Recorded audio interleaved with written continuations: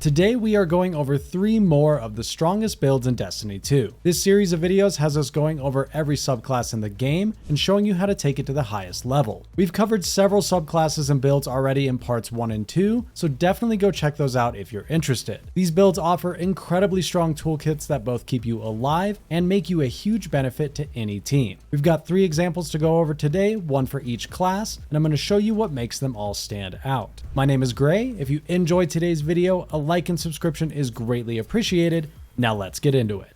Starting off today's video, I want to begin with Void Titan. This subclass is criminally slept on and offers one of the most well-rounded kits in all of Destiny 2. One of Void Titan's biggest advantages is how it's able to strike the perfect balance between being extremely lethal with its abilities and buffs, while also providing a ton of survivability not only for yourself, but for your entire team. While the Ward of Dawn super may not see the same level of usage that Warlock's Well of Radiance sees, it still provides the exact same damage increase and offers the benefit of protecting your entire team from all incoming fire. This subclass has all the makings of being an excellent support for any team, but with the right aspects, fragments, and mods, we can become incredibly lethal at the same time. Let's start off by taking a look at our aspects, the first of which will be Bastion. This allows our super and barricade to grant overshields to ourselves and nearby allies. It also empowers our barricade, allowing it to regenerate overshields while anyone stands nearby. We will pair this with the offensive bulwark aspect. While we have an overshield or are inside our Ward of Dawn, our grenade recharges extremely fast, we have increased melee lunge range and damage, and our melee final blows extend the duration of our overshield. What isn't stated here is that even when we don't have our melee ability available, non-powered melee attacks will count as a powered melee attack while we have an overshield. This allows us to easily maintain our overshield by refreshing it with melee final blows, and also allows us to extend the duration up to a maximum of 20 seconds. It also allows our regular melees to generate elemental wells when using things like Melee Wellmaker,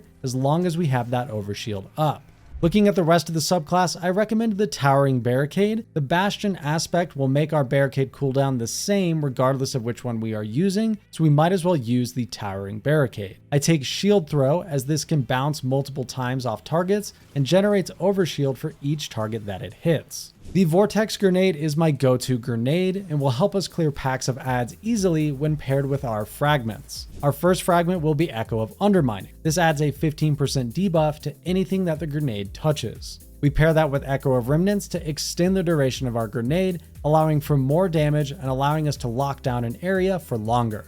Our third fragment here will be Echo of Instability. This grants us volatile rounds for 10 seconds after getting a grenade kill. This is amazing for ad-filled content like Heist Battlegrounds, will allow us to sweep the battlefield clean. There are a lot of other fragments that pair great with Void Titan, and I encourage you to experiment with them and find what works best for you based on your loadout and mods. All of this is going to be paired with the Heart of Inmost Light. Every one of our abilities is a pillar of this build. Our grenade, melee, and barricade all play an important role here, and the Heart of Inmost Light takes that even further by buffing the damage and strength of our abilities and greatly lowering their cooldown at the same time. I recommend pairing this with a Void weapon with the Repulsor Brace perk, as this will allow for even better synergy with your Void Overshield. Pushing this build further, we will use mods like Reaping Wellmaker, Elemental Ordnance, and Melee Wellmaker, so all of our abilities become a source of elemental wells to lower our cooldowns further.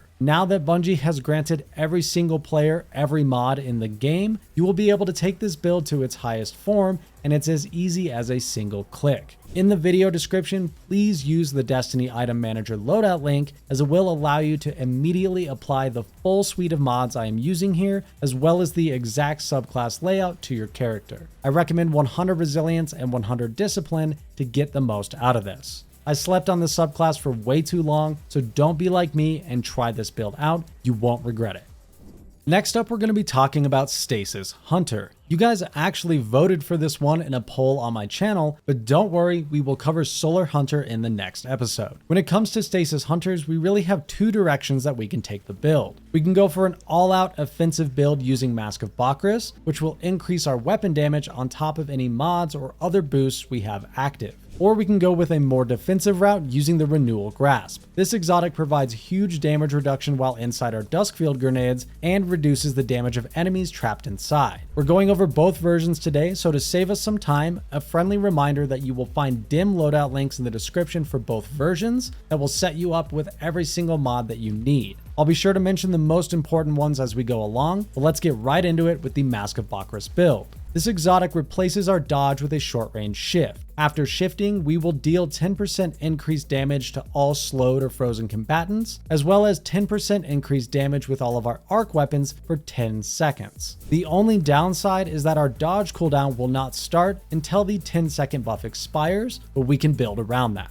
Looking at our subclass, I recommend Gambler's Dodge, as this will ensure we have our melee up after we dodge near enemies, allowing us to slow any target in front of us to take advantage of the Bakris buff. The Duskfield grenade is my grenade of choice, as we will buff it with our first aspect, Touch of Winter. This increases the size of the Duskfield grenade and creates a stasis crystal inside. This allows us to easily slow a single target or a pack of adds to prep them for the Bakris buff. Our second aspect is Grim Harvest. This creates stasis shards when we defeat frozen or slowed combatants. We will use these as a method of activating two different damage buffs. By taking the mod's Elemental Shards and Elemental Charge, we can activate Font of Might and High Energy Fire at the same time to grant us huge damage boosts on top of Mask of Bakris. We have 5 fragment slots, so let's run through them. First is Whisper of Refraction. This grants class ability energy when defeating slowed or frozen targets. This will help us get our dodge back faster after using Bakris. Then we take Whisper of Durance. This makes our slow effects last longer on enemies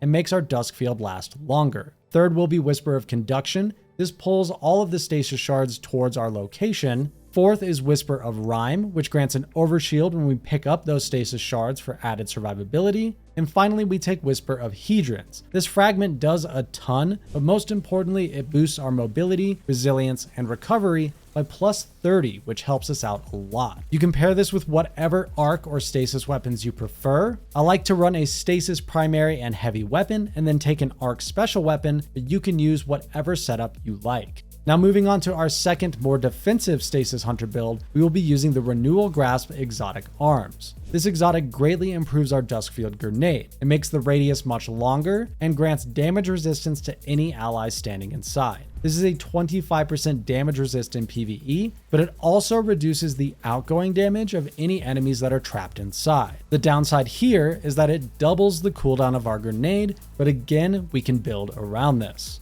Our aspects remain the same on our subclass, but we will make a few other changes. I recommend Gambler's Dodge here as well, as we want our melee as often as possible. This allows us to use Impact Induction on our arms to help reduce our grenade cooldown. On our fragments, we will still take Whisper of Refraction, Whisper of Conduction, and Whisper of Rhyme. We will swap out Whisper of Hedrons for Whisper of Chains. This grants additional damage resist when near a stasis crystal or frozen target. And then we swap out Whisper of Durance for Whisper of Shards. This reduces our grenade cooldown greatly when we shatter a stasis crystal. Since our Duskfield will now create a large stasis crystal, this will stack on top of Renewal Grasp damage resist for even more damage reduction, and then we can shatter it for the added grenade cooldown. We will continue to take Elemental Shards and Elemental Charge here, but we will then take 3 stacks of Firepower in every other slot to greatly reduce our grenade cooldown and get around the penalty from Renewal Grasp. You can use Double Bomber on your class item for even more grenade cooldown reduction.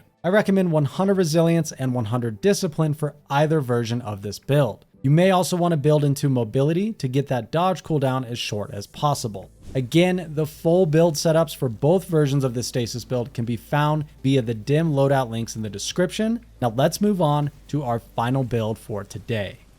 The Void Warlock is a subclass that I don't see get nearly enough love as it should. I think a lot of people sleep on the true strength of this subclass because there's a lot of nuance hidden beneath the surface for those who dig deep enough. There are several ways to build this subclass, but I'm going to show you my personal favorite that is extremely well-rounded at base and can be converted into one of the most unkillable builds in the game. Of all the great exotic armor options to pair with Void Warlock, today we're going to be using the Contraverse HoiL. This has the perk Chaotic Exchanger. You resist incoming damage while charging your Void Grenade. This is a 20% damage decrease and can honestly come in handy, but the real benefit of this exotic is the remaining portion here. Charged Void grenades return grenade energy on a hit. This grants an insane 2000% increase to your grenade cooldown for 1.75 seconds. This has an internal cooldown of 4 seconds between activations. What that means is that on a beefier target, we can actually get this exotic to activate twice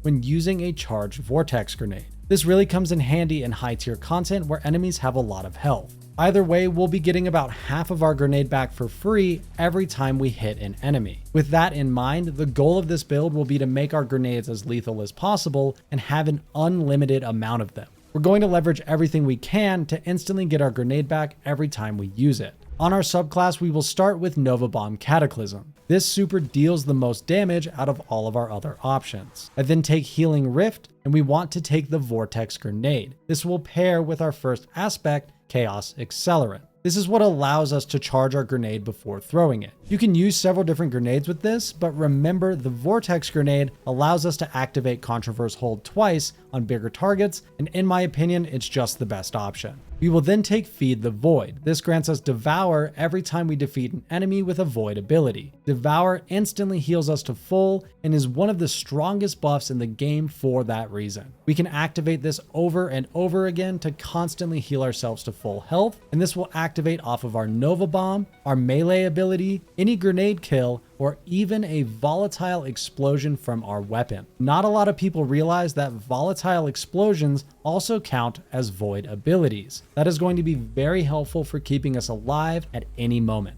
Our first fragment is Echo of Undermining. This makes our Void Grenade debuff targets, so now our supercharged Vortex Grenades will also add a 15% weakened debuff to anything that it touches. We pair this with Echo of Remnants, which makes our Vortex last even longer. Combined with the benefits of Chaos Accelerant, our Vortex Grenade will last for a very long time. And finally, we take Echo of Instability, which will grant our Void weapons volatile rounds for 10 seconds every time we get a grenade final blow. All of these abilities will again be activating the Devour buff whenever we defeat a target. This setup is extremely strong on its own, but with the right weapons and mods, it becomes absolutely unstoppable. I am using the Hollow Denial Trace Rifle with Lead from Gold and Repulsor Brace. Repulsor Brace grants us a Void Overshield whenever we defeat Void debuff targets. Since our grenades are always applying the weakened debuff to targets and we have volatile rounds going on our Void weapons, we can easily leverage Repulsor Brace for even more survivability. It gets pretty insane once you realize that you can be applying a Void Overshield and activating Devour all at the same time just with this weapon. Any Repulsor Brace weapon works great here. I'm just personally a fan of Hollow Denial. If possible, I recommend a kinetic weapon with Demolitionist, just in case you ever die and your abilities end up on cooldown, will allow you to get the build back up and running again. A Void weapon in our heavy slot pairs nicely, and of course the volatile beast itself, Retrofit Escapade, is a very fun option. Like I've stated with all our other builds today, I have put together a perfect armor mod setup to go along with this build. The dim loadout link in the description will get you ready with a single click, but let's quickly go over what's happening here. We are using 2 copies of Elemental Ordnance and Bountiful Wells to create 3 Void Wells off of our grenade. This grants us a portion of our grenade back when we pick them up, but we will also take Elemental Charge to get charged with light at the same time. We then take 1 copy of Firepower, which also grants us grenade energy immediately after throwing our grenade. This setup alone will basically give you unlimited grenades, but you can really flush it out by taking Impact Induction on your arms, which allows our melee to generate grenade energy, and then using the Bomber mod on our class item to get grenade energy when we drop our Rift. This ensures that we have unlimited grenades available at all times. We'll be throwing them left and right and only using our weapons to finish off weak enemies.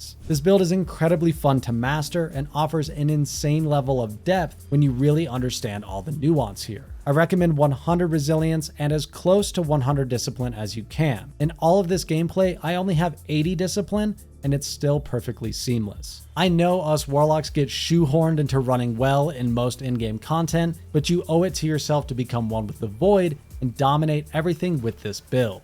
These 3 subclasses are all incredibly strong when built properly. There's plenty of room to experiment here, so try out other mods and combinations as you get comfortable with each setup. One last friendly reminder to use the dim loadout links in the description to easily set up any of the builds in today's video, and be sure to check out part 1 and part 2 of this video series, since we have now covered 9 of the 12 available subclasses in the game. Thank you so much for joining me again today, and if you enjoyed the video, a like and subscription is massively appreciated. I also stream over on Twitch, where we'll be doing tons of Grandmaster Nightfall carries for the rest of the season, so come hang out, I'd love to meet you. There's only 3 more subclasses to go before we close the lid on this little subclass documentary we've had going here. But we will have all of the Strand builds ready to go immediately after Lightfall, so get subbed up so you don't miss out. Thank you once again for watching, and I will see you in the next one.